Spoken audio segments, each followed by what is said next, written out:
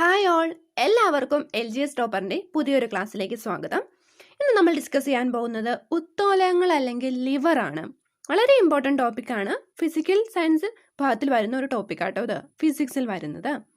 അപ്പോൾ PSC ആവർത്തിച്ച് ഈ ഒരു ഏരിയയിൽ നിന്ന് ക്വസ്റ്റ്യൻ ചോദിക്കാറുണ്ട്, നമ്മൾ കൺഫ്യൂസ് ആയിട്ട് അത് തെറ്റിക്കാറുമുണ്ട്. അപ്പോൾ ഞാൻ ഇവിടെ ഒരു ക്ലാസ്സിൽ അതിൻ്റെ കോഡും കാര്യങ്ങളും അങ്ങനെ ഒന്നും ഞാൻ പറയുന്നില്ല, ജസ്റ്റ് എന്താണെന്ന് മാത്രം പറയുന്നു. അത് മനസ്സിലാക്കിയാൽ തന്നെ നമുക്ക് ആൻസർ ചെയ്യാൻ എളുപ്പമായിരിക്കും. കാരണം PSC ചോദിക്കാറുള്ളത് ഇപ്പോൾ ഉത്തോലകങ്ങൾ 3 ടൈപ്സ് ഉണ്ട്. 1-ാം വർഗ്ഗ ഉത്തോലകം, 2-ാം വർഗ്ഗ ഉത്തോലകം, 3-ാം വർഗ്ഗ ഉത്തോലകം എന്നിങ്ങനെ. അപ്പോൾ ഇപ്പം നാരങ്ങനയ്ക്ക് ഏത് ടൈപ്പ് ഉത്തോലകമാണ്, അല്ലെങ്കിൽ ചവണ ഏത് ടൈപ്പ് ഉത്തോലകമാണ്, അങ്ങനെയൊക്കെ ചോദ്യം ചോദിക്കാറുള്ളത്. അപ്പോൾ ഈ ഒരു ക്ലാസ് മനസ്സിലാക്കി കഴിഞ്ഞാൽ നിങ്ങൾക്ക് ഏത് ഒരു സാധനം തന്നാലും അത് ഏത് ടൈപ്പ് ഉത്തോലകമാണെന്ന് പറയാൻ സാധിക്കും കേട്ടോ. അപ്പോൾ ക്ലാസ് മുഴുവനായിട്ട് കാണാൻ ശ്രദ്ധിക്കാം. ഉത്തോലകം എന്താന്ന് പറയുന്നതിന് മുമ്പ് നമുക്ക് ലഘുയന്ത്രങ്ങൾ അല്ലെങ്കിൽ സിമ്പിൾ മെഷീൻസ് എന്താന്ന് പറയണം. മനുഷ്യ പ്രയത്നം ലഘൂകരിക്കാൻ ഉപയോഗിക്കുന്നവയാണ് ലഘുയന്ത്രങ്ങൾ അല്ലെങ്കിൽ സിമ്പിൾ മെഷീൻസ്. അതായത് മനുഷ്യന്റെ പ്രയാസം അല്ലെങ്കിൽ മനുഷ്യന്റെ അധ്വാനം കുറയ്ക്കാൻ ഉപയോഗിക്കുന്ന സിമ്പിൾ മെഷീൻസിനെയാണ് ലഘുയന്ത്രങ്ങൾ എന്ന് പറയുന്നത്. ഓക്കെ, ഇപ്പോൾ ഉദാഹരണമായിട്ട് നമുക്കിപ്പോൾ എടുക്കാം, വെള്ളം കോരാൻ നമ്മൾ കപ്പി ഉപയോഗിക്കുന്നു. കപ്പി ഉപയോഗിച്ച് നമ്മൾ വെള്ളം കോരുമ്പോൾ നമുക്ക് അത്ര പ്രയാസം അനുഭവപ്പെടുന്നില്ല. എന്നാൽ നമ്മൾ ഡയറക്റ്റ് ഒരു കയറിലൊരു ബക്കറ്റ് കെട്ടി വെള്ളം കോരുമ്പോൾ വളരെ പാടല്ല അത് വലിച്ചെടുക്കുക എന്ന് പറയുന്നത്. അപ്പോൾ ഒരു കപ്പി ഉപയോഗിക്കുമ്പോൾ അത്രയും പ്രയാസം നമ്മൾ അനുഭവിക്കുന്നില്ല. അപ്പം അങ്ങനെ ഉപയോഗിക്കുന്ന ലഘുയന്ത്രങ്ങളാണ് സിമ്പിൾ മെഷീൻസ്. ഓക്കെ, ലഘുയന്ത്രങ്ങൾക്ക് അല്ലെങ്കിൽ സിമ്പിൾ മെഷീൻസിന് ഉദാഹരണങ്ങളാണ് ഉത്തോലകങ്ങൾ അഥവാ ലിവർ, കപ്പി അഥവാ പുള്ളി, ആപ്പ് അഥവാ വെഡ്ജസ്. ഈ ഒരു ക്ലാസ്സിൽ നമ്മൾ ഡീറ്റെയിൽ ആയിട്ട് ഡിസ്കസ് ചെയ്യാൻ പോകുന്നത് ഉത്തോലകങ്ങൾ അല്ലെങ്കിൽ ലിവറിനെ പറ്റിയാണ്. എന്താണ് ഉത്തോലകം?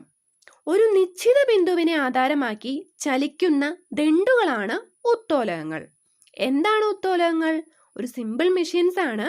കൂടാതെ ഒരു നിശ്ചിത ബിന്ദുവിനെ ആധാരമാക്കി ചലിക്കുന്ന ദണ്ഡുകളാണ് ഉത്തോലകങ്ങൾ.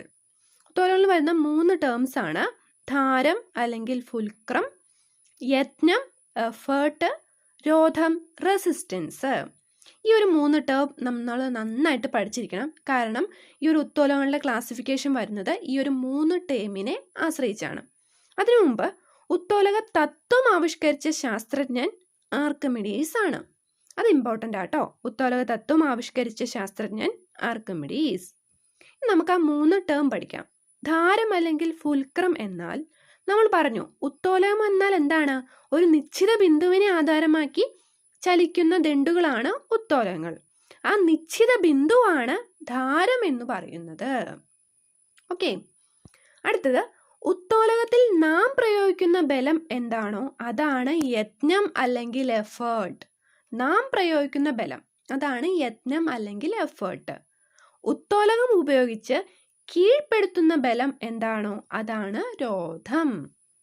ഉത്തോലകം ഉപയോഗിച്ച് കീഴ്പ്പെടുത്തുന്ന ബലം എന്താണോ അതാണ് രോധം. ഒരു എക്സാമ്പിൾ എടുക്കുകയാണെങ്കിൽ നമ്മൾ വെള്ളം കോരുന്ന കപ്പി തന്നെ നമുക്ക് എടുക്കാം. നമ്മൾ കയറിൻ്റെ ഒരു സൈഡിൽ നമ്മൾ വലിക്കുന്നു ആ ബലം എന്താണ്? യത്നം അല്ലെങ്കിൽ എഫേർട്ട്. കയറിൻ്റെ അപ്പുറത്തെ സൈഡിൽ ബക്കറ്റ്, വെള്ളം കോരാനുള്ള ബക്കറ്റ്, ആ ബക്കറ്റിലുള്ള വെള്ളം ഉയർത്തുക എന്നതാണ്. ആ ബലത്തെയാണ് നമ്മൾ കീഴ്പ്പെടുത്തുന്നത്. അപ്പോൾ അതെന്താണ്? രോധം അല്ലെങ്കിൽ റെസിസ്റ്റൻസ്. നമ്മുടെ കപ്പി എന്താണ്? ആ ഒരു നിശ്ചിത ബിന്ദു, അത് ധാരം അല്ലെങ്കിൽ ഫുൽക്രം. ഈ ഒരു 3 ടേമും മനസ്സിലായെന്ന് വിചാരിക്കുന്നു. നന്നായിട്ട് തറവായിട്ട് പഠിച്ചു പോവുക, എന്നാലാണ് നമുക്ക് ഇതിൻ്റെ ഒരു ക്ലാസിഫിക്കേഷൻ നന്നായിട്ട് പഠിക്കാൻ പറ്റുള്ളൂ. അടുത്തത്, ഉത്തോലകങ്ങളെ ഈ 3 ടേം, അതായത് ധാരം, യത്നം, രോധം എന്നിവയുടെ പൊസിഷൻ അനുസരിച്ച് 3 ആയിട്ട് ഡിവൈഡ് ചെയ്തിട്ടുണ്ട്. 1-ാം വർഗ്ഗ ഉത്തോലകം അല്ലെങ്കിൽ ഫസ്റ്റ് ഓർഡർ ലിവർ, 2-ാം വർഗ്ഗ ഉത്തോലകം സെക്കൻഡ് ഓർഡർ ലിവർ, 3-ാം വർഗ്ഗ ഉത്തോലകം തേർഡ് ഓർഡർ ലിവർ.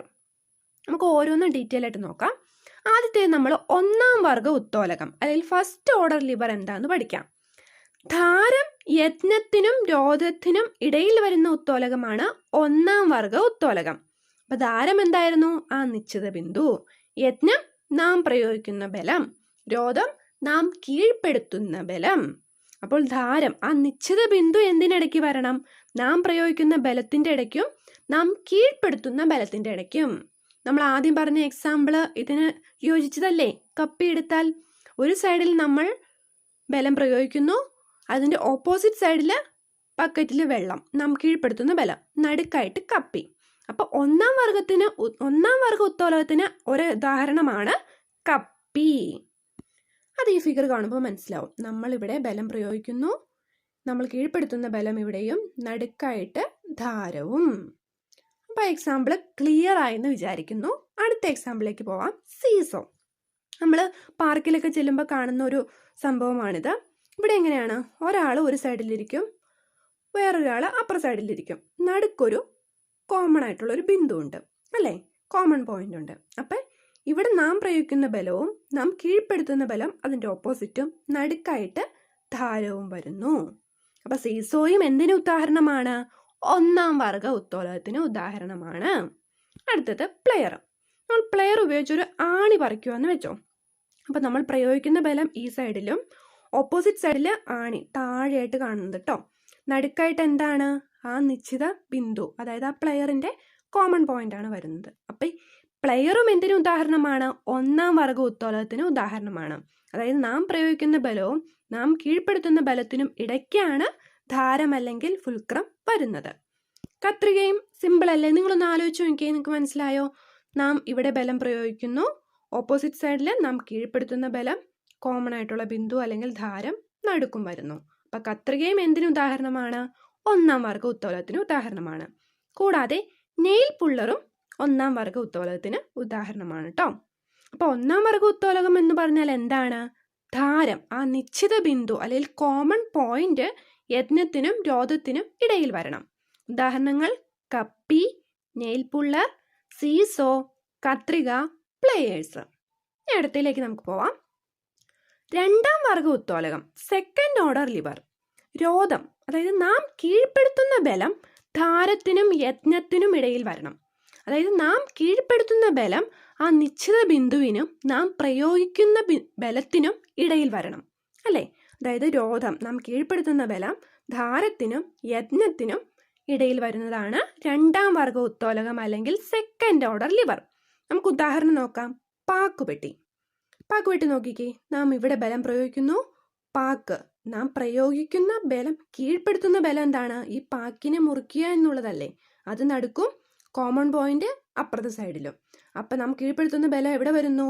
മിഡിലായിട്ട് വരുന്നു. മനസ്സിലായെന്ന് വിചാരിക്കുന്നു. നാം പ്രയോഗിക്കുന്ന ബലം ഇവിടെ രോധം, ഇവിടെ ധാരം. അടുത്തത് വീൽബാരോ. വീൽബാരോയും നോക്കിക്കേ, നാം പ്രയോഗിക്കുന്ന ബലം ഈ സൈഡിൽ, ഇത് കോമൺ പോയിന്റ്, ഇവിടെ നാം കീഴ്പ്പെടുത്തുന്ന ബലവും. എന്തെങ്കിലും കല്ലൊക്കെ എടുക്കാനായിരിക്കുമല്ലോ നമ്മൾ കൊണ്ടുപോകുന്നത്. നമ്മൾ കീഴ്പ്പെടുത്തുന്ന ബലം എന്ന് പറയുന്നത് കല്ലിൻ്റെ വെയിറ്റ് ആണ്. അപ്പം ഇവിടെ ആ രോധം വരുന്നത് എവിടെയാണ്? നടുക്കായിട്ട്. അടുത്തത് നാരങ്ങഞ്ഞെക്കി. നാരങ്ങഞ്ഞെക്കി നാം പ്രയോഗിക്കുന്ന ബലം ഇവിടെ, കോമൺ പോയിന്റ് ഇവിടെ, നാം കീഴ്പ്പെടുത്തുന്ന നാരങ്ങ നടുക്കായിട്ട് വരുന്നു. അപ്പം നാരങ്ങഞ്ഞെക്കി എന്തിന് ഉദാഹരണമാണ്? രണ്ടാം വർഗ ഉത്തോലകത്തിന് ഉദാഹരണമാണ്. അടുത്തത് ബോട്ടിൽ ഓപ്പണർ. നാം പ്രയോഗിക്കുന്ന ബലം ഇവിടെ, കോമൺ പോയിന്റ് ആയിട്ട് നമ്മുടെ കുപ്പിയാട്ടോ വരുന്നത്. കുപ്പിയുടെ അടപ്പാണ് നാം കീഴ്പ്പെടുത്തുന്ന ബലം. അപ്പം ഇതെന്തിന് ഉദാഹരണമാണ്? ബോട്ടിൽ ഓപ്പണറും രണ്ടാം വർഗ ഉത്തോലകത്തിന് ഉദാഹരണമാണ്.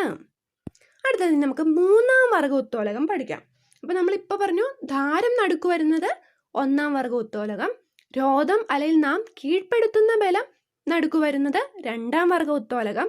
അപ്പോൾ മൂന്നാം വർഗ ഉത്തോലകം എന്തായിരിക്കും? നാം പ്രയോഗിക്കുന്ന ബലം അല്ലെങ്കിൽ നമ്മുടെ യജ്ഞം അല്ലെങ്കിൽ എഫേർട്ട് നടുക്ക് വരുന്നതാണ് മൂന്നാം വർഗ ഉത്തോലകം. ഉദാഹരണം ചവണ, ഐസ്റ്റോങ്സ്, ചൂണ്ട. നമുക്ക് പിക്ചറിന്റെ സഹായത്തോടെ പറയാം. ചവണ നോക്കിക്കേ, നാം പ്രയോഗിക്കുന്ന ബലം എവിടെയാണ് വരുന്നത്? നടുക്ക് വരുന്നു.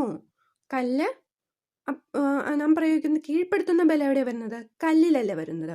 കല്ല് ഓപ്പോസിറ്റ് സൈഡിലും, ഇവിടെ കോമൺ പോയിന്റും.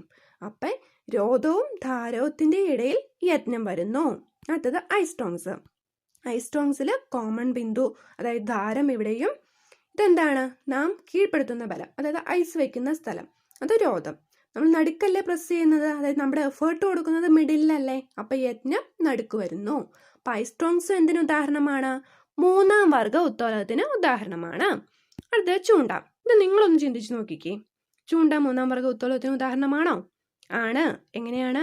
നമ്മൾ പ്രയോഗിക്കുന്ന ബലം വരുന്നത് ഇവിടെയാണ്, കോമൺ ബിന്ദു ഇവിടെ, നമ്മൾ കീഴ്പ്പെടുത്തുന്ന ബലം ഇവിടെയും. അപ്പം ചൂണ്ട എന്താണ്? ചൂണ്ടയും 3-ാം വർഗ ഉത്തോലകത്തിന് ഉദാഹരണമാണ്.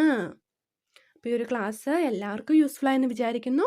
നിങ്ങൾക്ക് യൂസ്ഫുൾ ആയെങ്കിൽ ഒന്ന് കമൻറ്റ് ചെയ്യുക. കൂടാതെ എൻ്റെ ചാനൽ സബ്സ്ക്രൈബ് ചെയ്തിട്ടില്ലെങ്കിൽ സബ്സ്ക്രൈബ് ചെയ്യുക. ഇതിനു മുമ്പും കുറച്ച് ക്ലാസ്സുകൾ ഇട്ടിരുന്നു, അതും കാണാൻ ശ്രദ്ധിക്കുക കേട്ടോ. അപ്പോൾ എല്ലാവർക്കും താങ്ക് യു.